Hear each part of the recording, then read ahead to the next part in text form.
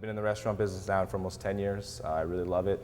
And it's a really nice opportunity to work for this company now because my first knife was a Mercer knife in school, and it's really been the knife that I have in my kitchen at home. So I like to be able to come out and show you guys, the importance of having a sharp knife and really the safety and the skill aspect of it. As someone who's been in the industry for a long time, I like to come at it from that point of view is that, the reasons that we do things in the kitchen, there are real reasons why everything happens. It's not just because you follow rules to follow them. This is one piece of high carbon steel.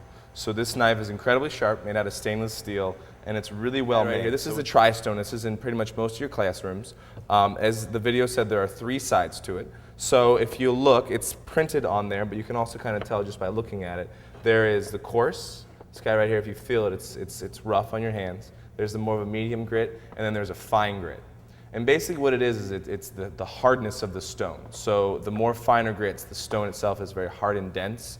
What it'll do is it'll press back on the knife just as much as it's pressing down. So it really aligns the blade. And that is what a sharp knife is that basically, if you were to look at this, you can see, basically you can barely see the edge of the knife. You can look at your own knife and see as well that a really sharp knife, basically the edge of it sort of folds into the point where you can't even see it. It goes finer than your eye can see, and that's the difference of a really sharp knife. So on a microscopic level, when you look at a knife and a blade, a really sharp one will be one straight line. Now what tends to happen as you use it during your day-to-day is that really fine edge will fold over slightly. It happens. That's the nature of it. Is you're cutting through rough things, the edge will fold. That's when a knife will lose its sharpness. So like the video said, we're going to start by using our steel. And if you have a knife that is fairly dull, I would recommend actually using it on the steel a little bit just to sort of straighten the blade out. The video showed the chef steeling towards himself. I wouldn't necessarily recommend that, at least at this point in the game, as you're all, I don't know, you guys are like your first year, getting through your first year or two. I would say it's easier to do it away from yourself, and it's a little bit more of a safety thing. So, as it said, 20 degrees, and then just in a rotating motion, and you'll get that nice clean sound when you know you're doing it right. So I'd steel a few times just to sort of get the blade straightened out before I put it on the sharpening stone.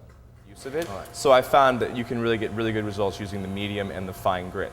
So with these particular ones, honing oil is usually the lubrication of choice. So you want to keep the oil, the surface well lubricated. So we'll just do that and just rub it lightly so that it's evenly coated. 45, and then about halfway down. So about 20 degrees. It's usually about to be able to get your pinky underneath there is about 20 degrees. So the technique, again, he also showed him sharpening towards himself when he was on the stone. Not necessarily the best way to do it. Like I said, once you become more proficient in it, by all means do what's best for you. But for safety's sake at this point, which is what we really want to emphasize most, especially while you're in school, we'll sharpen away from ourselves. So what we're going to do is we're going to start with the blade here at the tip, and we're going to do one smooth motion. We want to make sure that we hit all edges of the knife as we're sharpening. So we'll start there. Yeah. And it really is key to make sure you do an even number of strokes on both sides, just because you want the blade, especially for two-sided blades, you want it to be even. The knife will wear evenly, and it will be best for the length, the life of the blade. Right. Yeah. And there's a really cool resource that he's going to tell you about. It's called Giga Chef. If you guys have heard of it before, it's really nice. Between your school literature and the Giga Chef, you can have a lot of information. So you can see like some of the little dings that happen. It just happens. That is just sort of the way it goes.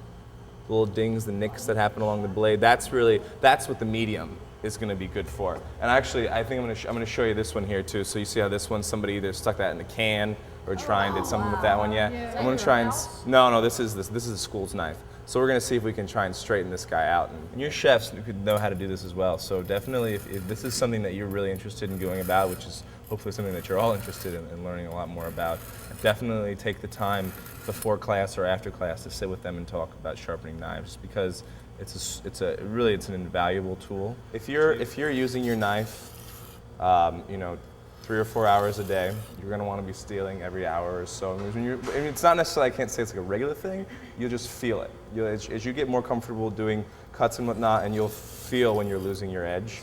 Just like your salt and pepper and your gloves and your sanitizer water, your steel should be handy. Absolutely, it's one of the most important tools that you'll have on you. It's good. I liked that. I did a couple of different societies at culinary school. It really made it much more of an enriching experience. I'm glad to definitely get involved as much as possible. I know it's hard when you're working full time at home school, but like I said, you guys are all peers and friends now, and you'll be able to high five each other when you're sous chef in here and you're moving around and you're all working and whatnot. And